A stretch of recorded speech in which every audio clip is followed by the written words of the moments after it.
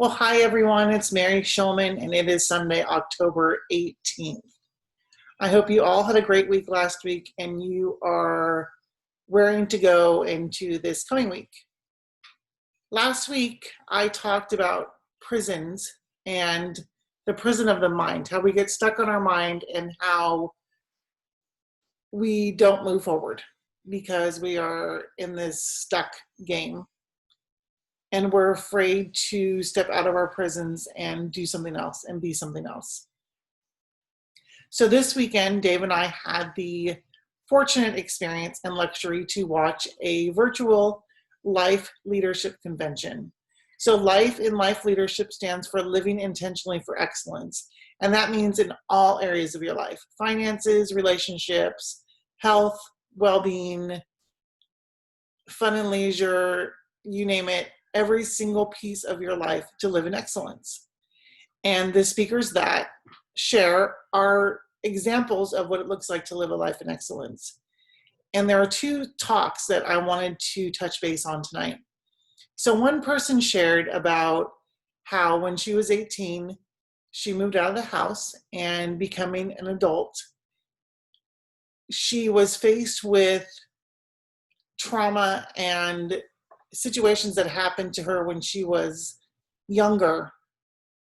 And so she had to work on these to start to strive and live her life in an excellent way.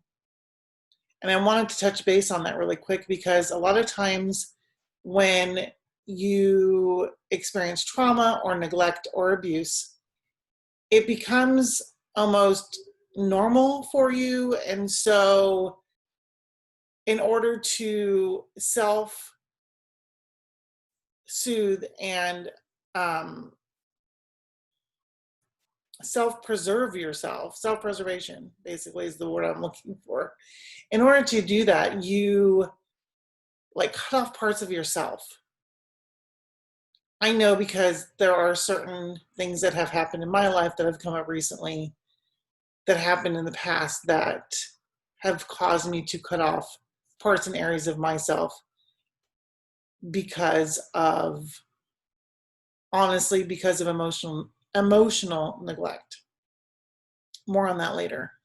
So as an adult, you revisit these things, and it's important to be okay to revisit them. And it's important to be able to share the information either with a professional that you trust, a spouse, a friend, a partner, a parent, but someone that you trust, someone that you have a really good bond with, and you know that you could tell them anything and they will not judge you.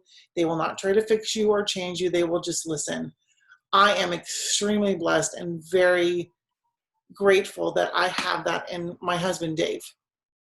I can just, I don't want to say dump on him, but I can outward process. That's what we call it. I can outward process with him. And what outward processing does for me, whether it's through talking with someone or writing it out, I get to look at it and see it and figure out, okay, how did this impact me? How did this affect me? And what can I do to make some changes in my life? Because what happens is these things occur, and when those pieces of us get shut down and shut out, we start to create habits and traits and behaviors that don't serve us, that don't serve living an excellent life. I used food for one of them. I'm still working on that issue. I used spending too much money. Luckily, that one's pretty much taken care of. And I use some other habits that I don't need to go into here, but it's because these parts of myself were shut down.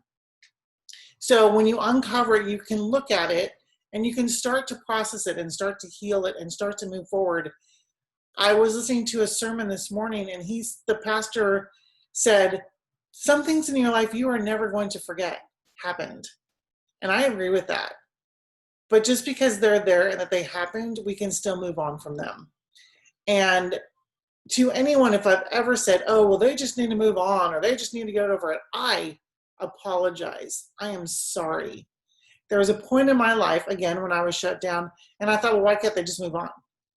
Well, I thought that because I was afraid to feel it myself, what happened to me. And I experienced emotional neglect. I don't need to go into details. I'm sure I will in my book for some other day.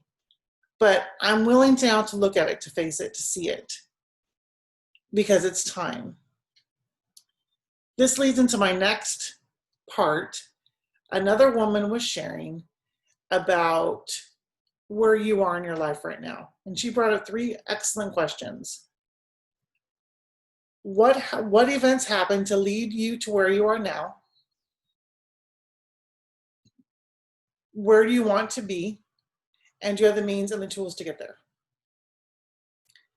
So I don't want to be where I am right now physically. I'm overweight and I'm doing Weight Watchers and I'm adding exercise into my daily routine. I got out of routine when I went back to work, and it's been a very, very frustrating process because I've had to try and come up with a new routine for myself. And those people that are in their mental prisons and want their lives just so, they don't like their routines changed up. They don't like it at all. They hate it. They resist it. And it's work. There's a reason why we call it work, because it is work. And so that's a little bit of a struggle for me, but I know where I want to be financially and in my relationship with Dave and in my relationship with my friends and my family and my children.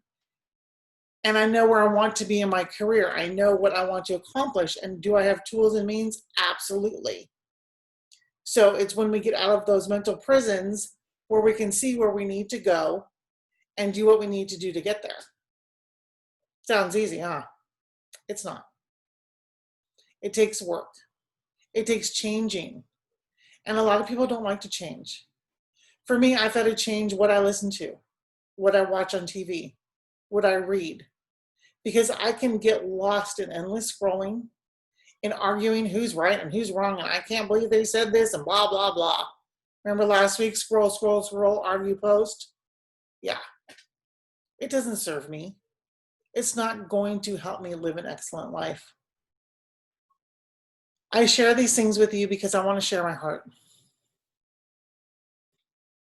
Dave told me today we were going over what each other's gifts are. Well, actually, he told me what my gifts are. And that was one of them. You know, he told me, you have a huge heart. You can bring people together and you have a great presence. And that's what I want to share. I want to start sharing my heart. And because I want you all to be a part of my healing journey. I love watching stories of the struggle and how they came out on the other side. And a lot of times on social media, we don't see that. We see the end result. And I know I've said this before, and I'm going to keep saying it. I want you all to be with me on this journey, because at the end of it, we are all going to celebrate together. Or not the end of it, but when I get on the other side of some of these challenges, we're going to celebrate. Virtually, in person, I don't know, but we're going to celebrate. The point of this is, look at where you are in your life. Are you where you want to be in your finances? Are you where you want to be and you can be excellent in your relationships, in your career, in your jobs?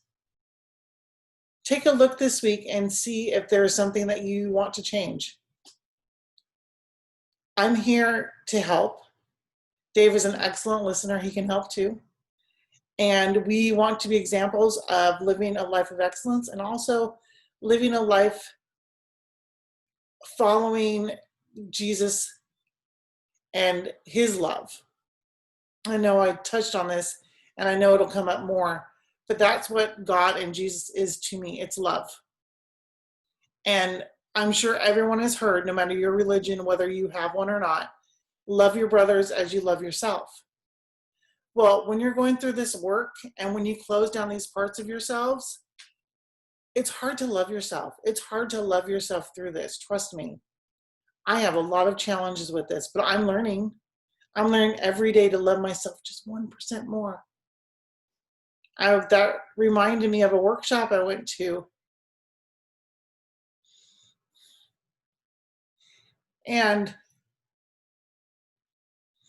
the instructor said, just 1% more. Can you love yourself 1% more? Even if it's 0.1% or 0.01%, can you love yourself more? Because I can tell you that when you learn to love yourself, you allow this. You allow emotions. You allow your heart to come out. That's what people want to see. And people want to hear, I'm sorry. And people want to hear, I love you. And people want to hear, you're awesome. You're doing a great job. Keep going. And when I shut those parts of myself off, I wasn't a very nice person. And so I apologize. I apologize for making assumptions. And I apologize for saying things to people like, oh, well, they should just get over it. It's not easy. You can forgive. And that's another process that we'll talk about. But you don't necessarily need to forget, because these things that happened to us shaped us and molded us, and they made us who we are today. And by getting through them and moving through to the other side, now we get to be the leader. Now we get to be the light to lead someone else through it so they can avoid the landmines that we stepped on. That's what I want. That's what living in excellence will be for me, is to help others avoid those landmines. So look at this week, what would living a life of excellence look like for you? We'll check back in soon. I love you all. Thank you for listening. Good night.